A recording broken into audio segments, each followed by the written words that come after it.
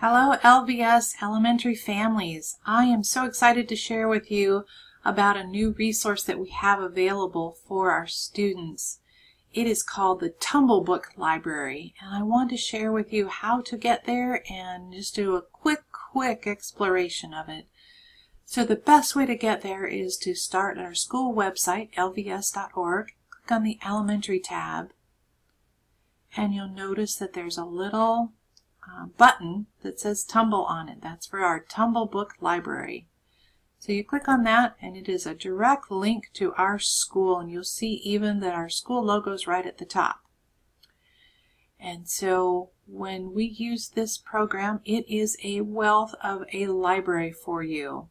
The first thing that I would encourage students to do when they come to this Tumblebook Library is to log in and click on Tumble Tracker.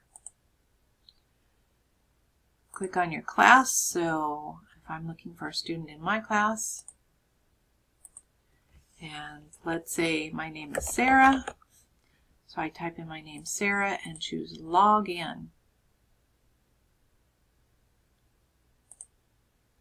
And this logs me in as a student. So if I were Sarah, this logs me in, and it does a couple things. It keeps track of the books that I have read and how I'm doing with those. It also allows your teacher to be able to see what things your student is reading and how they're doing with that, whether it be the books they're reading or quizzes that are being taken. So because there are quizzes that go along with many of the books, so it's kind of exciting.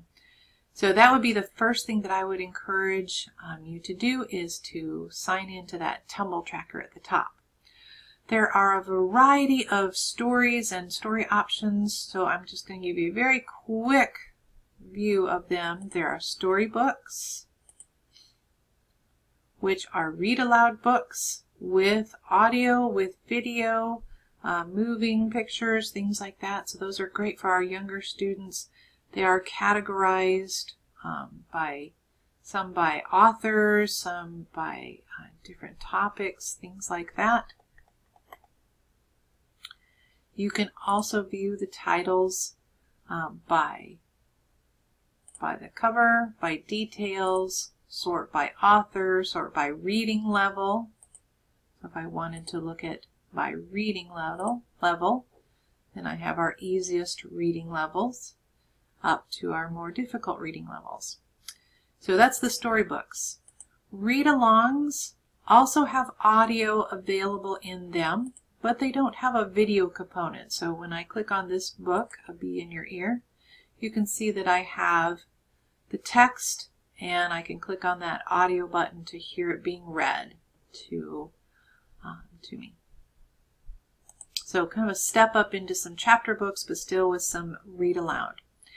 Ebooks are very similar in that they are text only to read, so it's like reading a book on a tablet. There isn't audio available. There's a large number of graphic novels, so if your students are interested in those kinds of books, they are here. Once again, you can sort through and look through those. A nice group of nonfiction books. One of the neat things that is in these is that there are some of our nonfiction books have a video that's from National Geographic related to it, so that's kind of fun. You can just look at the videos that are available. These are all from National Geographic. Math stories, so options to, there we go, different stories that have number sense built into them, and they're sorted by topic as well. If your student is interested in doing some books that are in a different language, either French or Spanish, there are some of those. Your student can, when they click on a book, let me just go back to a storybook and I'm going to choose one. Your student can create a playlist. So when they open the book, they can choose Add to Playlist or Add to a Favorite. They can also do a book report, and they could share that with their teacher. So many of our books even have quizzes related to that, or even notice there was some games. Notice there are a couple different kinds of quizzes, and even when I click on this quiz, says a quick quiz. I can take a full quiz or I can take a very shortened quiz. So it's a good way to check your students' comprehension of how they're doing with that. So I have playlists. There are puzzles and games your student can play. So all different sorts of books for your student to explore. So this is great if you don't have time to get to the library, or as we head into these fall, winter months and just don't want to get out and about. Lots of different options for your students to have a library to choose from. Please do let your teacher know if you have questions or if you don't see your student's name when they try to log into that Tumble tracker, and we look forward to hearing about your experiences with the Tumble Book Library.